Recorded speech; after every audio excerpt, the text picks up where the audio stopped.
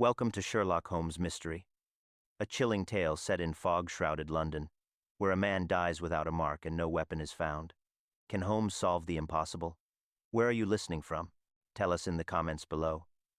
On a raw November evening, when the London fog hung in the streets like a damp curtain, and the hansoms moved as shadows upon shadows, Dr.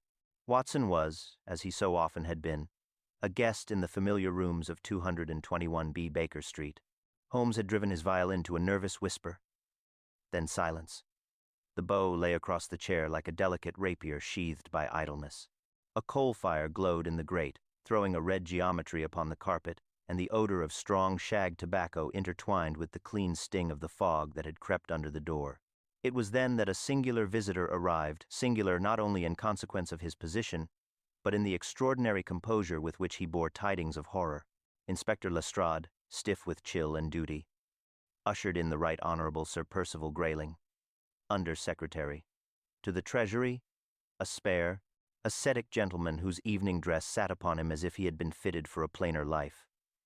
"Mr. Holmes," said Lestrade, brushing the moisture from his moustache, "we have a business that will not wait till morning." Sir Percival inclined his head toward Holmes with that mixture of hope and condescension commonly afforded to men whose talents are admitted only after every official talent has proved unequal. "Mr. Holmes, a man is dead after a reception at my house in Eaton Terrace, a guest of mine and an important one. The circumstances are—" He faltered, and the gloved fingers at his side clenched once, then released. "They are impossible." Holmes's eyes, which had been half-lidded from his musical reverie, kindled with a contained light. He indicated a chair with the indolent courtesy that always returned to him in moments of tension. "Be seated, Sir Percival. The impossible is our daily bread. Pray give us the facts." "The deceased," Sir Percival began, "is Mr. Alistair Penrith, special advisor to the Exchequer on railway concessions. He arrived at 8:30, took a glass of claret, conversed agreeably, and at 10 minutes before 9 excused himself to retire to my study. 10 minutes later he was discovered dead in that room, locked from the inside. There were no signs of struggle, no mark of violence, no disarrangement of his clothing, and no instrument near him or, so far as we can learn, on his person. He appears to have died without so much as moving his chair." "A physician?" Holmes asked, his voice gentle and even. "And a cause?" "My own medical man, Dr. Vale, was present at the reception. He examined Penrith immediately. He states reluctantly that he can give no cause that satisfies him. The heart is sound, the lungs are good, the pupils are not pinpointed. There is no odor upon the breath, no sign of apoplexy. The man has died," Sir Percival said, and for the first time there was a tremor in the fine thread of his self-command, as if the life had been plucked from him without a touch. "He has died without a weapon." Holmes steepled his fingers. "And the room?" "A ground-floor study opening on a small, paved garden. The window was bolted within. The key was in the door on the interior. We had to force it.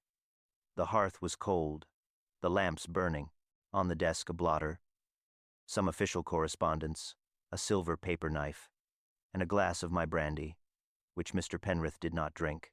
I keep a private safe in the wall. Its door was open.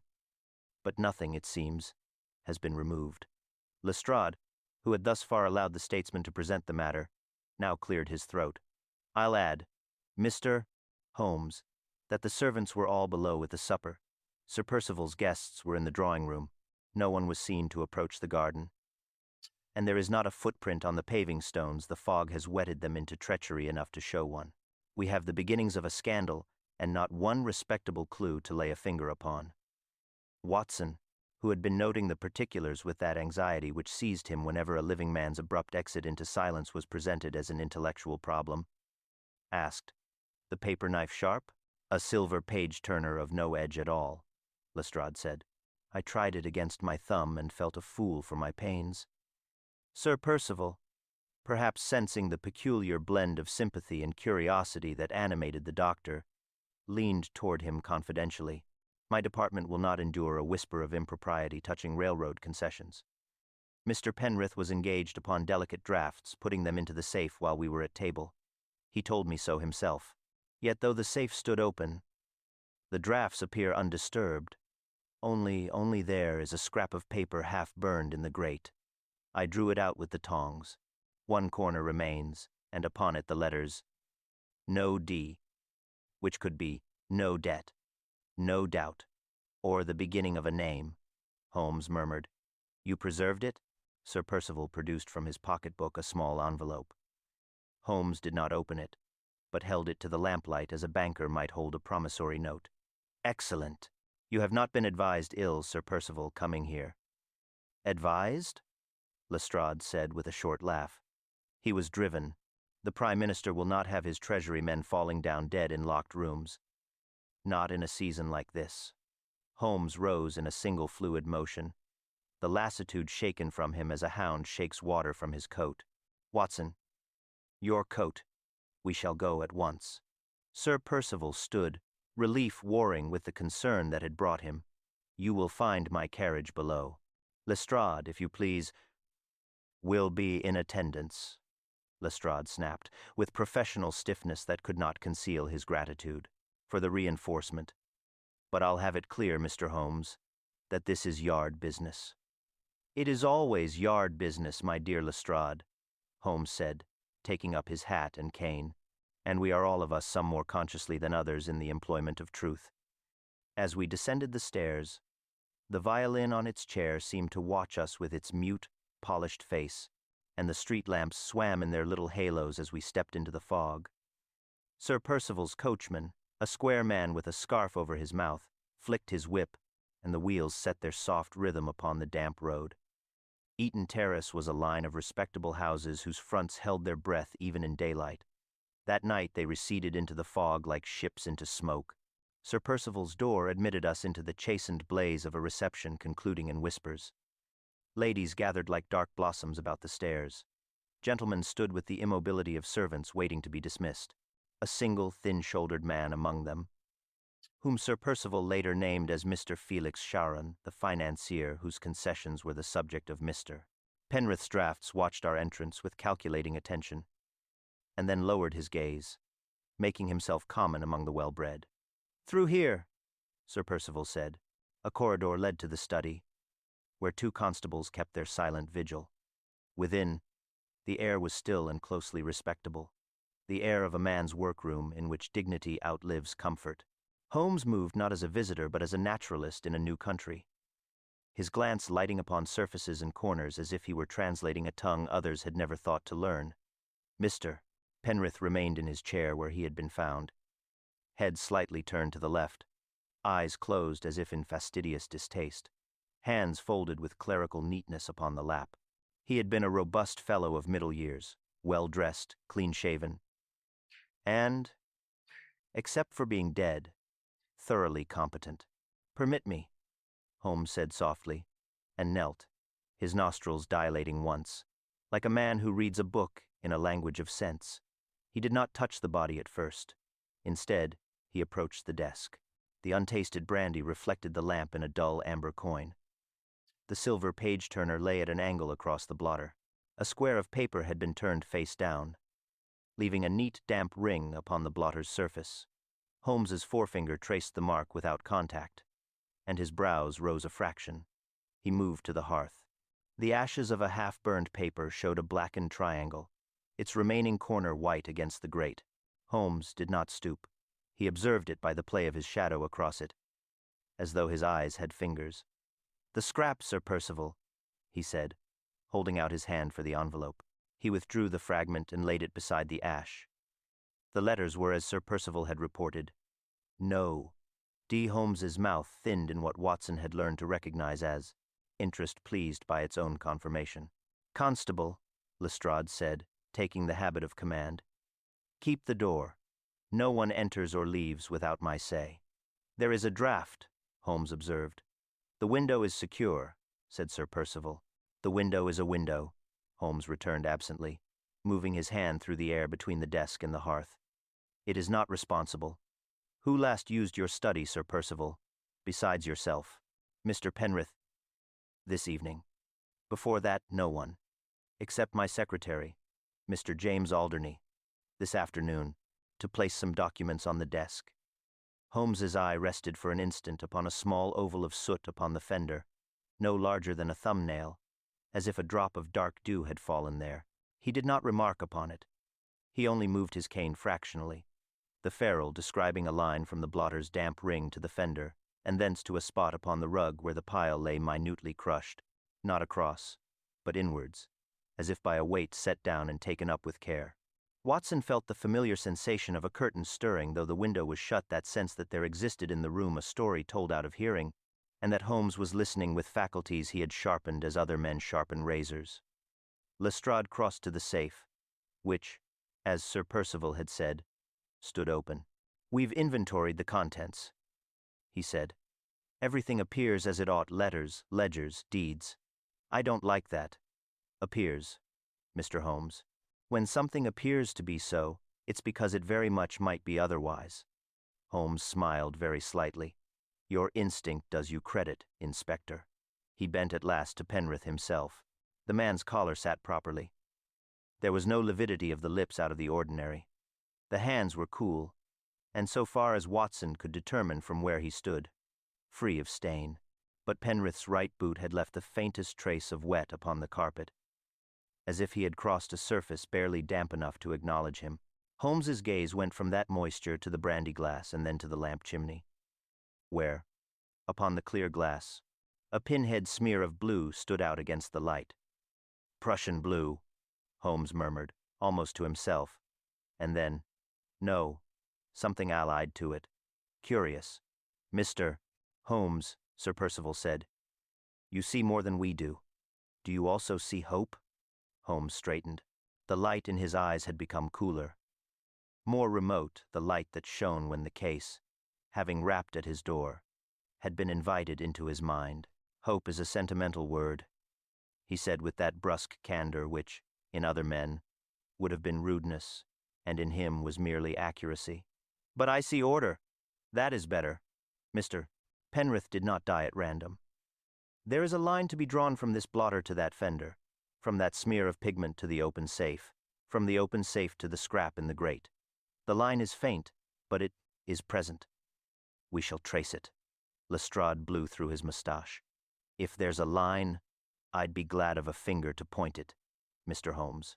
For the moment, all London will be saying a man died in a locked room without a wound, and I'll be saying nothing at all." Holmes's gaze lingered once more upon the damp ring upon the blotter. "On the contrary, Inspector, you may say this: there has been a crime. You may also say that the author of it is a person of calculation rather than heat, who understands both the habits of a tidy man and the indolence of a tidy investigation. And you may add, for your private comfort and Sir Percival's, that the instrument employed will be found to have left no weapon-only consequences." "And Mr. Penrith?" Watson asked softly. Holmes's voice, when he replied, held no unkindness. "Mr. Penrith has provided us with the first of his last services. He has died in a manner designed to betray his murderer." Sir Percival caught at the edge of the desk, as if for ballast. "Designed, Mr. Rooms. Holmes?" Holmes gestured toward the blotter, the lamp, the hearth. "Designed by the murderer, I mean. When men contrive to leave nothing behind, they invariably leave themselves. Come, Watson, we must see the garden, the scullery, and the servants' corridor. And then, Sir Percival, I shall require a word with your secretary, Mr. Alderney, and with Mr. Felix Charon, who is endeavoring to appear inconspicuous in a room where inconspicuousness is conspicuous." Lestrade nodded to the constables. "We'll attend the corridor, Mr. Holmes." Holmes had already moved to the door, his long fingers hovering over the key that still sat jauntily in the interior lock. "One more thing," he said, almost lazily. He bent and sniffed, not the key, but the narrow brass plate of the lock itself. "Yes, and of course," he added, in a tone of quiet satisfaction, "Watson, do you observe?" Watson, who saw the brass as brass and smelt nothing but lamp and fog, colored faintly. "I regret that I do not." Holmes's eyes softened. "No matter. That is why I have you, and why you have me. We shall take it step by step. And with that, the door to Sir Percival's impossible room swung inward once more, and the fog, restless, curious, London seemed to press its cold face to the threshold, as if to ask what we would make of a death that had left nothing behind. We passed along the service corridor, the brass runners bright from polish, and came to the back passage that opened upon the little paved garden. Holmes stood a moment, then stepped down to the stones. The fog had thinned to damp silver. He moved, eyes not on his feet but on the film of moisture that trembled across each slab. There has been a single crossing since the mist fell, he said, indicating a flag whose sheen was marred, but it is old earlier than 8 and it leads only to the dustbin. No one came or went by the garden. Lestrade grunted. Which narrows us to the house. Not the house entire, Holmes said. We will prune it. He examined the study window from without, found the bolt true, and glanced to the eaves. No descent by rope. No insertion of wire. We re-entered by the scullery. Steam from the dishwater ghosted the panes. Mrs. Kelty, the housekeeper, dipped a curtsy. Holmes's inquiries were clipped. Who had approached the study? Who carried trays? Any stranger admitted? Any odd smell noticed? The answers were negatives. Mr. Alderney to the morning room, Holmes said, and the footman who took cloaks. James Alderney, fair and spare, wore the anxieties of a subordinate. Holmes began without preface. You placed papers in the study this afternoon. What papers? Draft agreements and a schedule of projected sidings, said Alderney. Mr. Penrith was to review them. I opened the safe and arranged the bundles as directed. You opened the safe with Sir Percival's key? Ah, yes, sir. I returned it at once. You observed no ash upon the fender, no ring on the blotter, no smudge on the lamp. Alderney looked pained. I fear I am not quick, Mr. Holmes. On the contrary, Holmes answered. You are careful. The ink upon your left thumbnail shows it. You turn leaves with the nail. Your memory for absence will serve. Was there a brandy glass upon the desk? No, sir. Good. That glass is of this evening.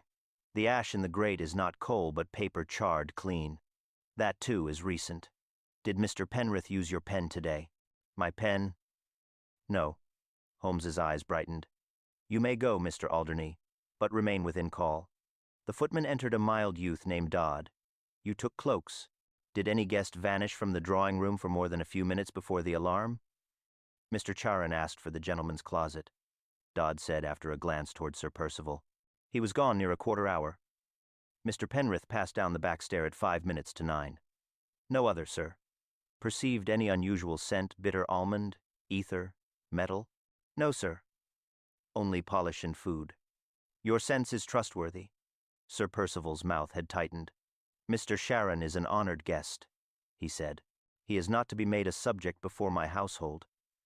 He must be made a subject before my mind, Holmes returned, but privately. He sent for the financier. Felix Charon entered composed, bowed to Sir Percival, Lestrade, and Holmes. Mr. Charon, said Holmes, I regret the circumstance. Your 15 minutes' absence suggests ordinary necessities. In the course of them, did you pass the study door? I may have passed any number of doors, Charon replied. I noted nothing. Did you encounter Mr. Penrith? Briefly, at the foot of the back stair, he said after a pause. He seemed preoccupied. Holmes inclined his head. Precision compels me. Do you carry, in a pocket-book or case, blue drafting pigment Prussian blue? Charon's brows knit. I am not an engineer, Mr. Holmes. No, Holmes said. Yet I must compare a trace upon a lamp chimney. His tone hardened. Inspector, oblige me by taking Mr. Charon's gloves into custody for a moment only. Upon what authority? Charon's courtesy acquired a chill. Impatience with guessing, Holmes answered. If the gloves are innocent, they will be returned at once. Charon detached them with delicate disdain. Lestrade bagged them.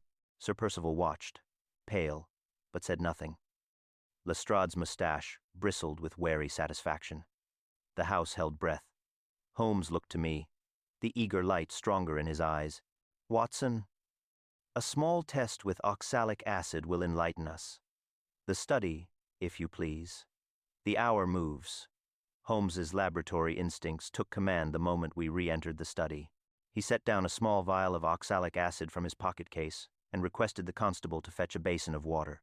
Lestrade looked on with guarded skepticism, while Sir Percival's nerves betrayed themselves in a faint tremor of the hand as he adjusted the lamp.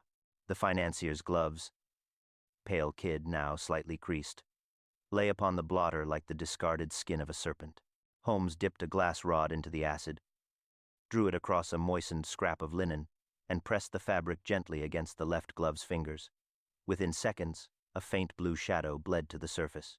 Holmes observed it, his eyes narrowing with cool satisfaction. Prussian blue, as suspected, he murmured. A pigment not often carried by financiers unless their dealings extend into maps or forgeries. Sharon, who had been watching with his hands loosely clasped, allowed himself a thin smile. I had been sketching, Mr. Holmes. A harmless diversion, if every trace of color condemned a man. I dare say your own cuffs would stand trial for tobacco. Holmes's expression did not alter. A deft parry, sir. Yet I find this pigment's position upon the inner seams of your glove, rather than its outer, a curious misplacement for an artist. Sir Percival stirred uneasily. Lestrade's eyes flicked between them. You think, then, that Sharon touched something bearing the pigment? Undoubtedly, said Holmes. And more than touched, it clung. He lifted the lamp again, angling it to reveal the faint smudge he had remarked earlier upon the chimney. The same hue. Mr. Sharon, you may wish to tell us whether you rested your hand upon this lamp during your stay in the study. Sharon drew a measured breath. If I did, I have no recollection of it. Nor, Holmes said softly, would a man have if he entered the room in darkness and sought his way by touch. That simple remark seemed to alter the air itself. Sir Percival's gaze snapped toward Sharon, and Lestrade took an involuntary step forward. The financier, however, remained perfectly still. You imply I was in that room unseen, perhaps uninvited? Holmes replaced the lamp and clasped his hands behind him. I imply nothing, sir. I test possibilities as one might test the locks of a safe systematically, and this particular lock has yielded its first click. He turned to Lestrade. We will next examine the safe itself. You said, I think, that its contents appeared intact? Every ledger and deed accounted for, Lestrade said. Appearances, Holmes replied, are the polite disguises of disorder. He stooped before the open safe, its polished brass dial gleaming dully in the lamplight. A simple construction. A key rather than a combination. But notice here, Watson just beneath the hinge, a faint deposit of powder. Observe the color. Blue again, I exclaimed. Precisely. The same as the pigment on the lamp and glove. Holmes drew from his pocket a thin slip of magnifying glass and examined the interior rim. And see here an almost imperceptible scratch, recently made, running from the hinge inward. No forced entry, but someone, perhaps uncertain of the key, tested its play with a thin instrument. The tool left this residue. Lestrade frowned. Then we've a bungled attempt at theft? Holmes shook his head. No theft. A theft would require haste and disturbance. This is quieter work. Someone wished to open the safe long enough to remove or replace a single item, leaving the rest untouched. What that item was, we shall learn soon enough. He withdrew a small paper envelope from his pocket and carefully brushed a few grains of the blue residue into it. A friend of mine in the chemical department of Street. Bartholomew's will verify the compound's origin. Until then, we have reason to suspect intelligence rather than brute force at play. Sir Percival spoke at last, his voice low and shaken. Mr. Holmes, do you think that Mr. Penrith discovered someone tampering with the safe and paid for his discovery with his life? Holmes regarded him steadily. It is one possibility among several, yet if that were so, the murderer's first task would have been to remove evidence of violence, for none is visible. The means, then, must be subtle chemical or mechanical. He moved again to the desk and stared down at the damp ring upon the blotter. This ring fascinates me, Watson. It indicates a vessel slightly larger than the brandy glass beside it. Yet there is none here that matches. Something stood here. Something recently removed, leaving the moisture of its chilled surface behind. A decanter. Perhaps, I ventured. Holmes shook his head. The decanter rests on the sideboard, untouched, its stopper dry. No, this was smaller, metallic, and likely sealed. A phial. Watson, something capable of holding liquid that evaporates swiftly or reacts with air. The absence of smell suggests neither chloroform nor cyanide. We must look elsewhere. Lestrade leaned closer. Then you believe Penrith was poisoned? Holmes smiled faintly. I believe he died by deliberate contrivance, but whether by poison or a device, yet unseen, remains to be proved. What I do believe, Inspector, is that the apparent simplicity of this death conceals preparation of the most exacting kind. It required not a brute, but a mind. Sharon's voice cut through the room, smooth as silk over steel. A mind, you say, Mr. Holmes? Then perhaps yours may soon meet its equal. Holmes inclined his head. One may hope so, sir. For when intellect meets intellect, truth is never far behind. He turned abruptly toward the door. Lestrade, secure the gloves, the pigment sample, and that brandy glass. Watson, we return to Baker Street. There is analysis to be done before morning and a pattern waiting to be drawn. And so we left Eaton Terrace, the fog folding about us like secrecy itself. Behind us, the house stood hushed, and within its walls, the shadow of an unseen crime deepened by the hour. The wheels of the hansom rattled faintly over the wet stones as we made our way back toward Baker Street. Holmes sat opposite me in the dim light of the carriage lamp, his long fingers pressed together, eyes closed in concentration. Only once did he stir, to strike a match and light his pipe. The sharp scent of tobacco mingled with the damp air as we turned into Oxford Street. The silence between us was not one of weariness, but of calculation. When Holmes's mind was fully engaged, words were to him an intrusion, and I had long learned to let his thoughts ripen unspoken. At last, as the cab jolted to a slower pace, he opened his eyes. Watson, he said softly, what strikes you as the most significant fact in this evening's affair? I thought for a moment that a man of sound constitution should die in a locked room without any sign of poison, violence, or struggle. An accurate but superficial answer, Holmes replied, his tone not unkind. Consider rather what was present. We have blue pigment upon a lamp, the same upon the safe, and a moisture ring upon the blotter, for which there is no vessel. These are the shadows, Watson, and in shadows the truth is often most visible. He drew upon his pipe and continued, his voice low and deliberate. The pigment may well serve to mislead a trace, left where the mind wishes to wander. But the ring of moisture, that is pure fact. It argues the presence of something cold, something metallic, removed in haste after its purpose was served. Combine this with the absolute stillness of Penrith's features, and we arrive at a curious contradiction. A man who dies without pain must be overtaken instantaneously, yet the cause of such death has left no mark upon him. That is artistry of a diabolical kind. I shuddered slightly. You mean some unknown gas or vapor? Holmes's eyes brightened. Perhaps. Or perhaps an agent subtler still. But conjecture is air. We must have proof. By the time we reached Baker Street, the hour had grown late, and the lamps along the thoroughfare burned dim through the mist. Mrs. Hudson met us with her usual mixture of concern and resignation, muttering something about unnatural hours as Holmes swept past her into the sitting room. He laid the evidence upon the table, the envelope of blue dust, Sharon's gloves, and the brandy glass, and immediately began his experiments with the precision of a chemist and the intensity of a duelist. I busied myself preparing notes, but the smell of reagents soon filled the room. Ammonia, alcohol, and a faint tang of ozone as Holmes ignited a sample beneath a small flame. He bent low, observing the reaction, then leaned back with a short exclamation. Ha! As I thought. Watson, examine this. I peered over his shoulder. In the shallow dish, the residue from the safe glowed faintly under the flame, a dull azure that darkened as the heat increased. Cyanide compound, he said decisively. But not the usual potassium salt. No, this has been fixed with ferric oxide rendered inert until released by heat. Ingenious. The pigment was merely its disguise. You mean the pigment itself was poison? In essence, yes. It is what chemists call a stabilized cyanide lattice, harmless in appearance, deadly once exposed to flame or even to a certain degree of warmth. Imagine, Watson, a sealed phial of such substance placed where a man's lamp might stand. When lit, the heat would decompose the compound, liberating gas invisible and odorless prussic acid in its purest form. Death would come instantly, without spasm or sound. Our Mr. Penrith sat before that very lamp. The full horror of it struck me.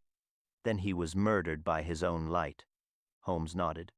Precisely. And someone arranged it so. He tapped the brandy glass with a forefinger. The ring on the blotter proves the phial stood there, perhaps cooled in ice before being set in place. It was removed later, likely by the murderer when the deed was done and before the alarm was raised. That same individual handled the lamp to adjust it, leaving traces of the pigment, and carried the phial away, perhaps even concealed upon his person as we spoke to him. I could find no words. The simplicity of the mechanism, the perfection of its silence, held a terrible fascination. Holmes replaced his pipe thoughtfully. Now, consider motive. Who benefits by Penrith's death? Charon gains most clearly. For Penrith's report could have exposed fraud in those railway concessions. Yet his very boldness in remaining at the house argues confidence. There is also the secretary, Alderney faithful perhaps, but in debt? Or Sir Percival himself, fearing disclosure? We tread upon dangerous ground, Watson. Treasury secrets, high finance, and the art of killing without a weapon. He rose and paced before the fire, the glow reflecting in his sharp eyes. Tomorrow, we confront the physical question. Who had access to such a substance? It is rare, but not unobtainable. There are 2 or 3 chemists in London who might prepare it. If one has recently supplied a pigment to any of our suspects, the chain will tighten. He turned to me suddenly, his expression alight with resolve. You see now, Watson, why I called this a crime without a weapon. The weapon was the air itself, unseen, impalpable, yet as precise as the surgeon's knife. And behind it stands a hand no less deliberate. We have only to find that hand. Outside, the first hint of dawn struggled against the London fog, and in its pale light Holmes bent once more over his instruments, chasing the faint, deadly blue that would lead us to our murderer. Morning came pale and reluctant, filtering through the sooty curtains of Baker Street. Holmes had not slept.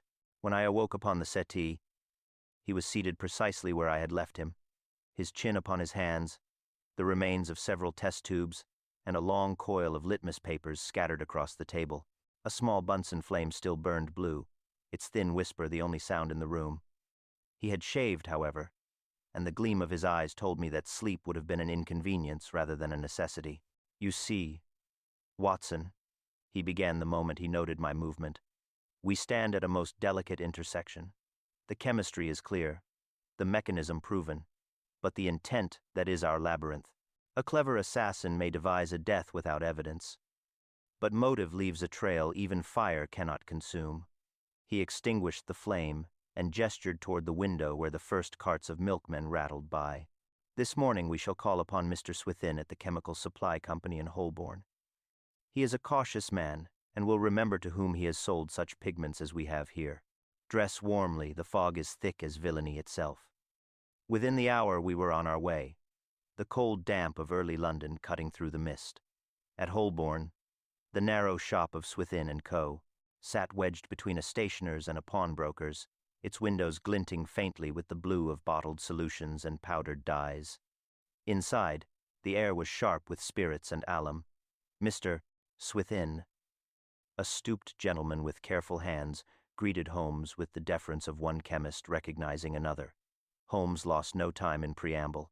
A particular pigment, ferric cyanide, mixed with oxide and ground to fine powder. Have you sold such within the past fortnight? The man pursed his lips, considering. Indeed, sir, to 2 gentlemen. One was a Mr. Felix Sharon, requested it for architectural drawings.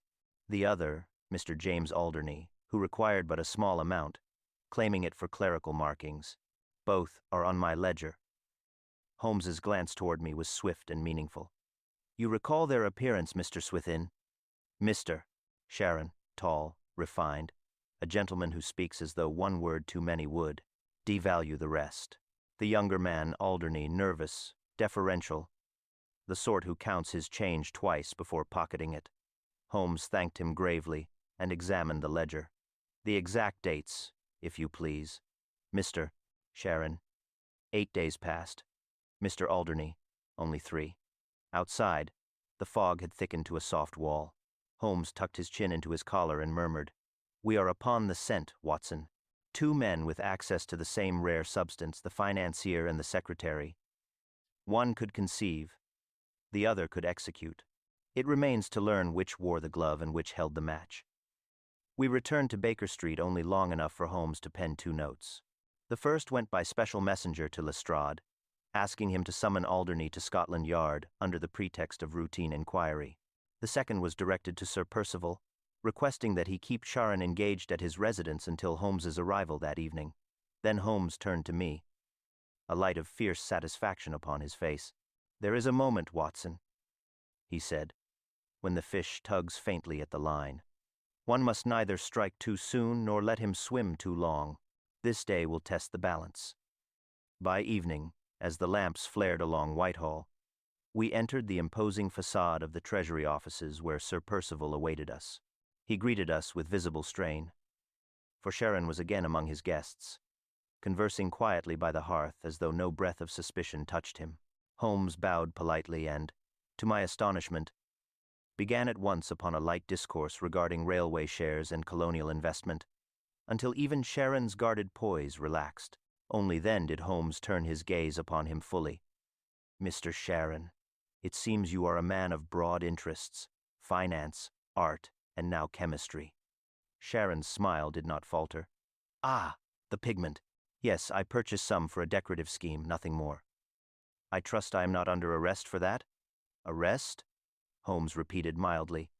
"No, indeed, but I should like your opinion on a curious matter. A gentleman of our acquaintance was recently found dead, poisoned by that very pigment, and the residue upon your glove, I fear, is most compromising." The room's temperature seemed to drop. Sir Percival half rose from his chair. Sharon's smile thinned, but his composure was iron. "If my glove bore pigment, it is because I helped Mr. Penrith examine drawings that very evening. He was anxious about his report. The lamp was low. He asked me to adjust it. That is all." Holmes's tone was almost sympathetic. "A reasonable explanation save that Mr. Penrith had already died when that lamp was touched. The pigment could not have passed to your glove by accident.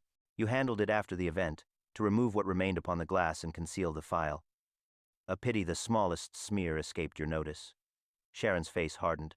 "You are imaginative, Mr. Holmes." Holmes. His head.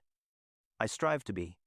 Yet imagination, when disciplined by fact, becomes truth. Lestrade has Mr. Alderney under examination as we speak. Between his conscience and your confidence, one must break. I intend to see which will yield first." Sir Percival drew a sharp breath, but Holmes raised a hand. "Patience, Sir Percival. The night may yet end with justice served or escape attempted. Either way, we shall be present to witness it." The fog pressed close against the windows once more, as if London itself were listening. And somewhere beyond that heavy silence, fate tightened its unseen noose around one of 2 men who knew too much of blue pigment and death. Sharon's composure was remarkable, almost theatrical in its restraint.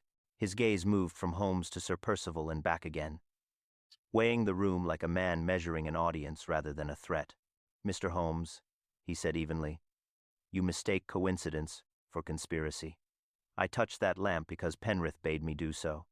As for your insinuation that I tampered with any file or pigment, it is beneath the dignity of my position and the intelligence of yours." Holmes smiled faintly, his eyes half closed as though Sharon's indignation were a symphony played too loudly. "Beneath dignity, perhaps, but not beneath possibility. I merely observe that in matters of finance and death alike, you show a remarkable familiarity with instruments, invisible to most men. Your wit is keener than your evidence." Sharon returned coldly. "I will not be insulted further." Holmes bowed slightly, as though conceding a move on a chessboard. Then we shall rely on evidence alone.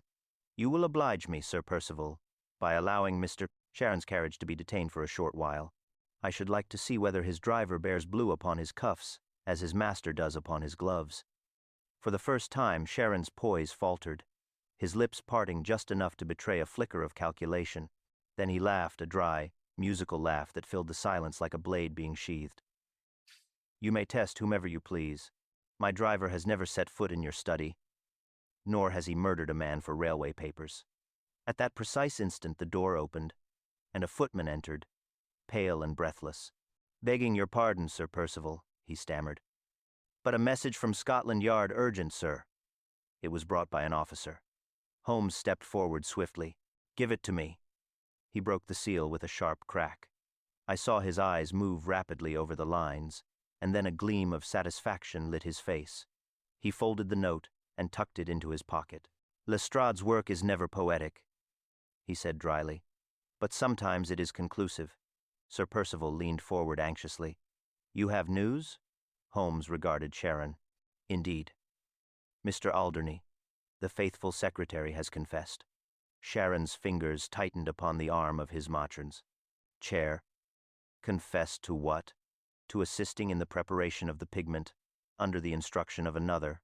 He believed it intended for experimental drafting ink, until the sudden death of Mr. Penrith revealed its purpose. When confronted by Lestrade with the ledger of purchase and certain chemical evidence, he named the man who directed him. Holmes's tone grew almost conversational. The name, as you might anticipate, was yours, Mr. Sharon. For a moment the financier sat very still. Then, with a curious gentleness, he rose. An ambitious underling, eager to save his own skin. I expected as much. But you, Mr. Holmes, surely know better than to trust a coward's word. Holmes's eyes hardened. I trust only what can be proven. And your hand, Mr. Sharon, is already half caught in the machinery of proof. Proof. Sharon's voice sharpened. Your pigment, Holmes replied evenly, was ordered in excess of any legitimate purpose, 5 ounces when half an ounce would have colored a map of Europe. You carried it to Sir Percival's house, and while the guests conversed upstairs, you visited the study under the pretext of assisting Penrith with his papers. You placed the file upon the desk, masked its chill with a napkin, and left it there for the lamp's warmth to awaken. When Penrith sat to read, he drew the lamp nearer. The gas released in seconds. He died without a sound. You returned later, removed the file, and wiped the lamp, leaving only the faint trace we found. Sharon's eyes, which had followed Holmes's every word, now grew cold and bright. You speak with the confidence of a dramatist, Mr. Holmes. But tell me, where is this file of mine? This so-called weapon? Holmes's reply came soft and deliberate. I suspect, Mr. Sharon, it is not far. When you left the house last night, you carried a leather dispatch case, did you not? A habit, no doubt, of keeping your secrets close. Sharon hesitated, the pause as brief as the flicker of a match. A habit common to any man of business. Holmes turned to Sir Percival. If you would be so good as to request that Mr. Sharon's case be brought from his carriage? But Sharon was already moving. No. The word burst from him before he could swallow it back. Then, regaining his composure, he forced a smile. No need to inconvenience my servants. It contains private correspondence of no concern to the Yard. Holmes's voice turned to steel. Private or not, it may decide whether you sleep this night in your own bed or in Newgate's. Sir Percival, pale but resolute, nodded to the footman. Fetch it. The minutes that followed were thick with tension. When at last the case was brought, Sharon made one desperate lunge to intercept it, but Lestrade himself appeared at the doorway, intercepting the attempt with a firm grip on the arm. Easy, sir, he said grimly. I thought I'd arrive in time to see the end of this performance. Holmes took the case, opened it, and drew from its depths a small cylindrical phial wrapped in silk. Even before he spoke, the faint metallic odor that rose from it confirmed the truth. The ghost of our pigment, he said quietly, still damp from its last chilling. Sharon sagged back in his chair, the mask at last slipping from his features. There was neither rage nor plea, only the weariness of a man who has been outplayed by intellect alone. Holmes handed the file to Lestrade. "Handle with care, Inspector. The air has teeth in it still." As Lestrade led the silent prisoner away, Holmes stood by the hearth, his gaze lost in the flame. "A crime without a weapon," he murmured, "and a murderer armed with nothing but knowledge. Yet even knowledge betrays when it is used against reason." And for a long while, no one in that room spoke again. The carriage that bore Sharon away had scarcely vanished into the fog. When Sir Percival sank into his chair, the color drained from his face. "It is finished, then?" he asked faintly. "The man who brought ruin into my house is at last in chains?" Holmes turned from the hearth where the flames played upon his sharp features. "Finished, Sir Percival? I think not. We have seen the hand that struck the blow, but not the mind that guided it. A man like Felix Sharon, ambitious and calculating, seldom kills for passion. He kills for purpose, and that purpose may yet lie deeper than personal gain." Sir Percival looked bewildered, but he confessed in all but words. "Holmes, surely his motive was clear, self-preservation. The fear of discovery." "Fear, yes," Holmes said quietly. "But of what? Not of Mr. Penrith alone. There is a shadow behind him, a greater spectre. Tell me, Sir Percival, did you ever note any sign that Sharon was acting in concert with another someone within your own department, perhaps?" Sir Percival's eyes widened. "Impossible! Every man in the Treasury has been above reproach save, perhaps, Penrith himself, who was known to guard his papers like a dragon." Holmes smiled faintly. "And yet, dragons are not slain without reason. There are hints, my dear Watson, that this crime has a twin. A second intrigue, still breathing, though its accomplice lies dead or imprisoned. I must see Lestrade at once." Within the hour, we were once more at Scotland Yard. The corridors hummed with subdued excitement. The news of Charon's arrest had spread faster than the fog. Lestrade met us with a grin of weary triumph. "He's secure enough, Mr. Holmes, though I'd wager he'll say no more. A cooler devil I've seldom seen. I've questioned him for an hour, might as well interrogate a statue." Holmes nodded. "He has the advantage of intellect, Inspector. A dangerous quality in confinement. Keep him under close watch, and let no one approach him without your sanction." "Where is Alderney?" "In the adjoining cell. Frightened out of his wits. Poor wretch. Begs for protection and swears he never guessed the pigment's true use." Holmes's expression softened for a moment. "He may speak truth, in part. Weak men are the tools of stronger minds. Bring him to me." The secretary entered shortly, pale and trembling, his collar askew. Holmes regarded him with a calm that seemed to steady the poor fellow by its very stillness.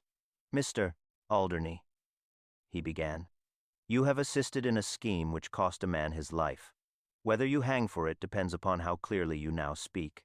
You told Lestrade that Sharon directed you to prepare the pigment. Did he explain its purpose?" Alderney swallowed hard. "No, sir. He said it was for a drawing ink to mark private maps. He gave me the formula, said it was harmless if kept sealed. I swear I believed him." Holmes leaned forward slightly. "And the formula did he write it from memory or produce it ready-made?" "From a paper, sir. A page torn from a ledger. I remember because he said it was copied from Treasury records, a government mixture for indelible inks used on bonds." Holmes's eyes gleamed. "Ah, then the circle closes. Treasury records, you say? And Mr. Penrith, of course, was engaged in revising those very ledgers." He rose abruptly. "Lestrade, send a man to Charon's residence. Search every desk, drawer, and fire grate for any document marked with the Treasury cipher or initials P. G. Those of Sir Percival Grayling. I believe you will find something that ought not to have left his department." As Lestrade hurried off, Alderney looked up in bewilderment. "Then Sharon, he wasn't acting alone?" Holmes turned to him gravely. "No, my good fellow. He was a pawn in a larger game, a game played by men who use poison not for murder, but for silence. We returned to Baker Street near midnight. The fog lay thicker than before, and the street lamps burned like dim stars drowning in smoke. Holmes was uncharacteristically silent as we ascended the stairs. Once in our sitting room, he flung himself into his chair and clasped his hands behind his head. "Watson," he said at last, "we have reached the edge of a precipice. Sharon's guilt is clear, yet his motive remains incomplete. He killed Penrith. Yes, but why destroy the one man who could have shielded him from exposure unless he was acting under compulsion or for another's profit? You think Sir Percival himself? I began. Startled. Holmes raised a hand. I think nothing yet. But recall the open safe, the untouched papers, the burned scrap bearing the letters, No D. Suppose it were part of a phrase, no disclosure, perhaps a warning or an instruction. If Sharon sought those papers for another, then his silence was worth more than gold to the hand behind him. He rose suddenly and crossed to the mantelpiece where the telegram from Lestrade lay unopened. This, he said, tearing it open, may tell us whether that hand has begun to tremble. He scanned the message, and a low whistle escaped him. Watson Sharon is dead. Dead! I cried, leaping up. How? Poisoned, Holmes replied grimly. A cup of water left in his cell, untasted by the guard, laced with the same cyanide compound. There is no mistake. The spider has killed its own web. For a moment, the room seemed to tilt with the enormity of it. Holmes's gaze was fixed upon the lamplight, his voice quiet yet razor-sharp. The true adversary moves at last, Watson. Sharon was but the hand. The mind still breathes, and it is closer to Sir Percival Grayling than he dares imagine.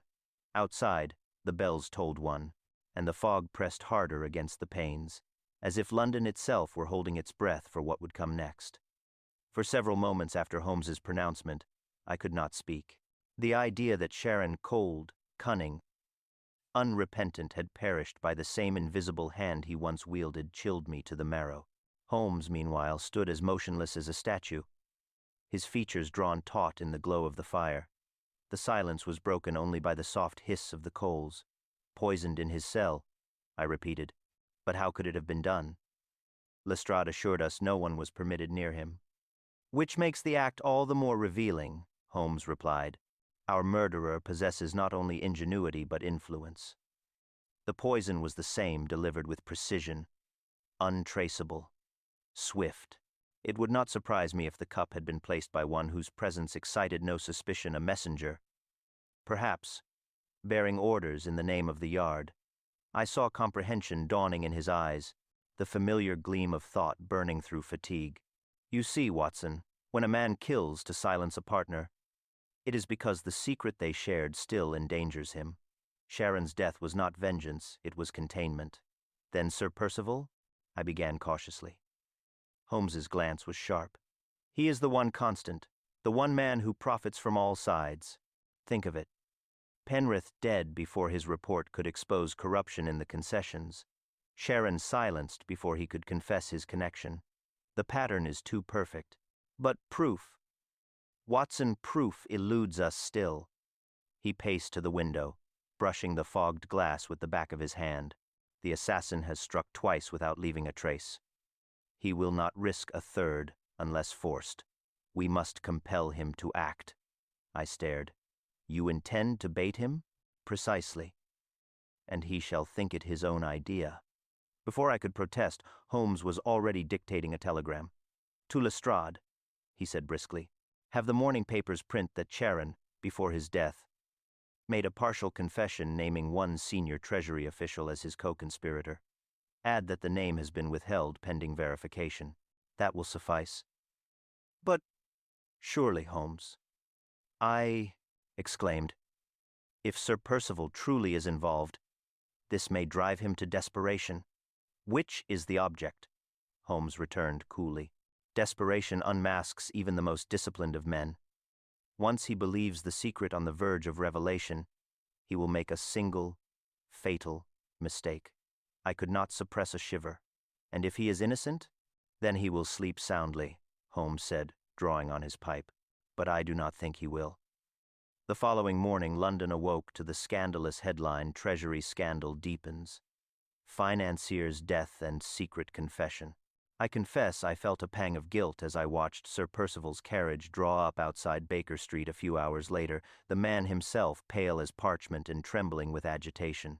He entered without preamble, thrusting the paper toward Holmes. You have ruined me, sir. This insinuation, this vile fabrication. They are already whispering my name in the clubs. You must have it retracted. Holmes regarded him with grave composure. Then you have nothing to fear from investigation, Sir Percival. Innocence is its own armor. Armor, the man repeated bitterly. You call it armor when one's life is shredded by gossip? Mr. Holmes, I warn you I shall not be made a scapegoat.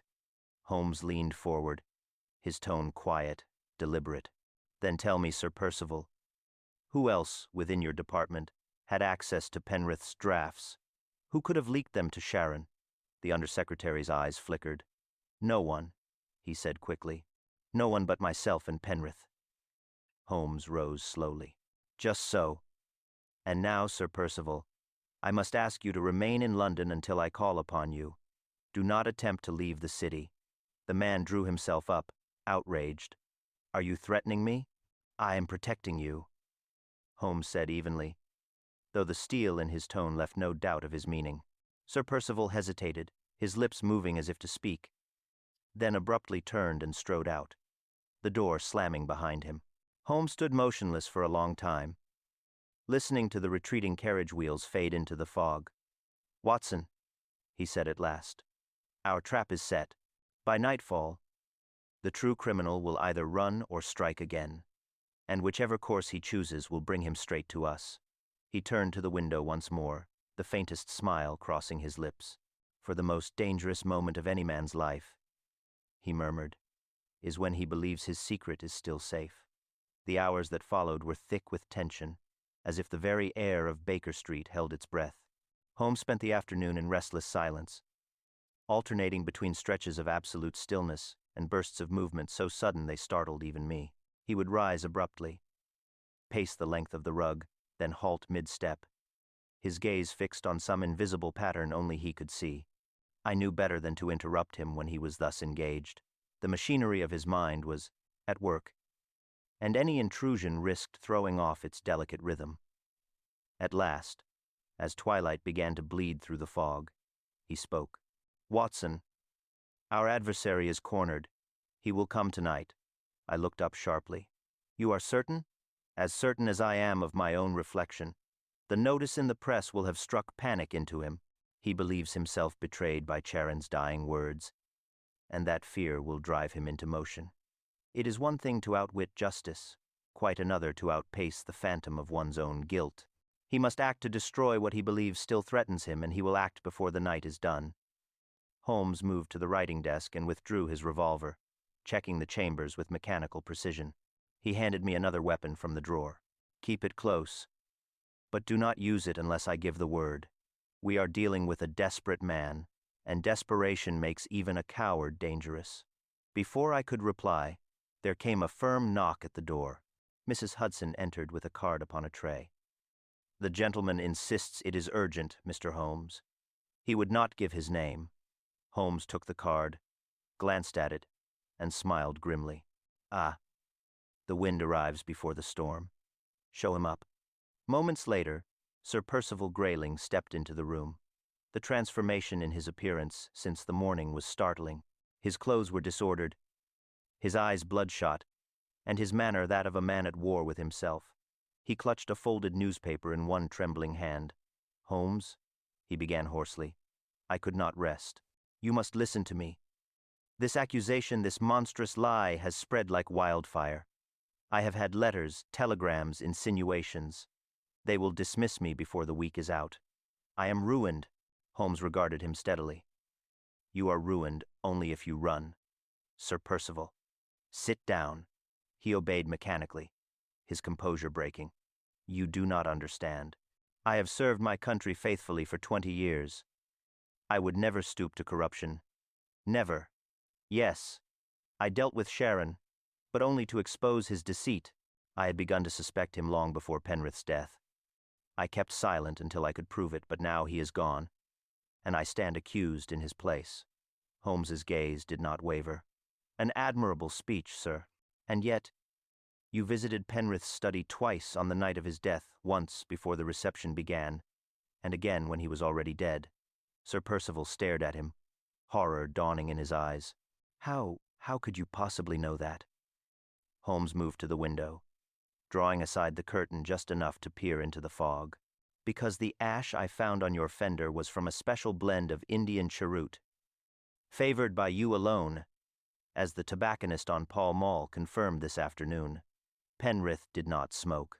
The ash upon the grate came from your cigar. For an instant, the silence was absolute. Then Sir Percival sprang to his feet, his face ashen. You cannot prove that. I meant him harm. Yes, I entered the room, I sought a document. One he refused to release. But I swear, Holmes turned sharply, you sought it because it named you. Sir Percival, the concession accounts bore your signature beside Sharon's.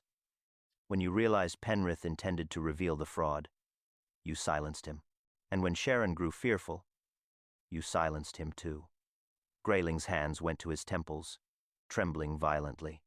No, it was not meant to happen. I only wished to frighten him, to destroy the papers, nothing more. He lit the lamp I never thought. Yet you knew what the pigment would do, Holmes said coldly. You devised the mixture yourself from Treasury formulae. You made a weapon no man could trace. Sir Percival's strength seemed to collapse all at once. He sank into the chair, his voice a broken whisper. It was all for honor for the department. One scandal, Holmes and the government would have fallen. I thought to preserve it, but it has destroyed me instead. Holmes's expression was unreadable.